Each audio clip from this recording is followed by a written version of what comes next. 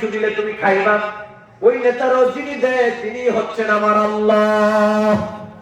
রাজা বাদশারে যিনি দেয় তিনি আমার আল্লাহ।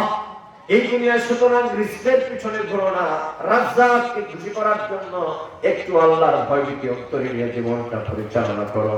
আল্লাহ পাক বলেন, আমার ভয় ভীতি অবলম্বন করে যারা চলবে তাদেরকে আমি এমন পরিমাণ রিজিক দিব রে বান্দা, যেটা তুমি খায়া কোনোদিন শেষ করতে পারবা না।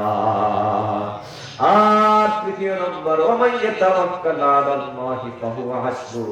তোমার বিশ্বাসটা যদি মজবুত হয়ে যায়, আমি আল্লাহ ছাড়া আমার বান্দার আর কেউ নাই।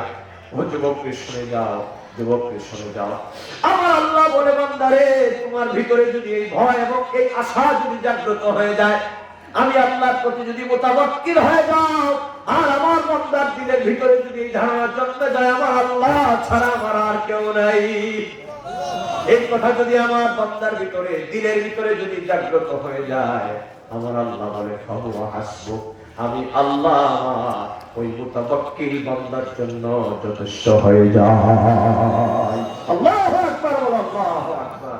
ও যুবক, একবার চিন্তা করে দেখো, আমার মালিক যদি আমাদের জিম্মাদার হয়ে যায়, আমার মালিক যদি আমাদের জন্য যথেষ্ট হয়ে যায়, এই দুনিয়াতে আমাদের কোনো চিন্তার পেরেশানি আছে ভাই? কোনো পেরেশানি? আচ্ছা বলেন তো, আমাদের বাংলাদেশের nominal head of the state, আমাদের বাংলাদেশের প্রেসিডেন্ট, উনি যদি বলে আপনাদের এলাকার কোন ভাইকে যে মিয়া চিন্তা করিস না বেটা, তোর সাথে আমি আছি, এবারে কাল দিয়ে 22.5 তুলবো, কথা ঠিক কিনা? যে আইতে সব আছে মিয়া, প্রেসিডেন্ট আমার লগে আছে, কথা ঠিক কিনা? এই যদি হয় দুনিয়ার নেত্রী, দুনিয়ার সাধারণ প্রেসিডেন্ট আর প্রাইম মিনিস্টার যদি আপনার সাথে থাকলে পরে দুনিয়ার বহু ফ্যাসিলিটি, দুনিয়ার রাষ্ট্রের সব সুযোগ সুবিধা আপনি ভোগ করতে পারেন, আপনার যদি কোনো চিন্তা না থাকে, তাহলে যিনি রাজাধিরাজ, যিনি মালিকুল আমলাক, যিনি মহান অধিপতি, যিনি সর্বময় ক্ষমতার মালিক, সেই মালিক যদি কারো সাথে কারো জিম্মাদার হয়ে যায়, ওই ব্যক্তির কোনো পেরেশানি থাকবে ভাই? আরে ভাই, আমরা তো আল্লাহরে চিনি না, আমরা তো মুখে মুখে খালি আল্লাহর কথা বলি, আল্লাহরে তো আমরা চিনি না। আল্লাহরে যদি আমরা চিনতাম, দুনিয়াতে এত পেরেশানি আমাদের থাকার কথা ছিল?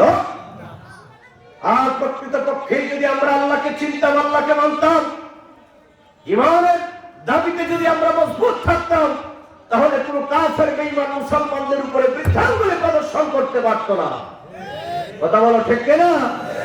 আমরা তো এমন ইমানদার, মুখে বলি ইমানদার, সুবিধা হইলে আসি, অসুবিধা হইলে নাই। কথা ঠিক কিনা?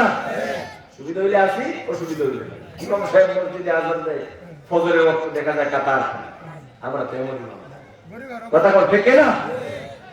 আর খালি কয় আল্লাহ আমারে দেয় না, আল্লাহ কি দায় থেকে বসে দিয়ে আপনারা দিবে? কথা ঠিক কিনা? আরে কয় আল্লাহ আমারে দেয় না, আরে আল্লাহ গোলামি করেন, আল্লাহ তো ওয়াদা করতে দিবে। আপনি যদি মালিকের কাজের জন্য চুক্তিবদ্ধ হয়েছে, কিন্তু আপনি কাজ করেন না, মালিক দায় থেকে বসে আপনারা মাইনে দেওয়ার জন্য, হ্যাঁ? এরপরে তো আল্লাহ আপনাকে কত বড় ইহসান করেছে, আল্লাহ আমাকে আপনাকে খাওয়াচ্ছে, বাঁচায় রাখছে, অক্সিজেনটা দিয়ে অন্তত পক্ষে দুনিয়া বাঁচায় রাখছে, শুকরিয়া আদায় করে শেষ করতে পারবেন ভাই? আমরা যে পরিমাণ নাফরমানি করি, আল্লাহ চাইলে আমাদেরকে ধ্বংস করে দিতে পারতেন নিমিষের মধ্যে, কিন্তু এটা আমার মালিকের বড় ইহসান, বড় দয়া, আল্লাহ যে আমাদেরকে পৃথিবীতে বাঁচায় রেখেছেন। একটু জিকির করুন, লা ইলাহা ইল্লাল্লাহ, লা ইলাহা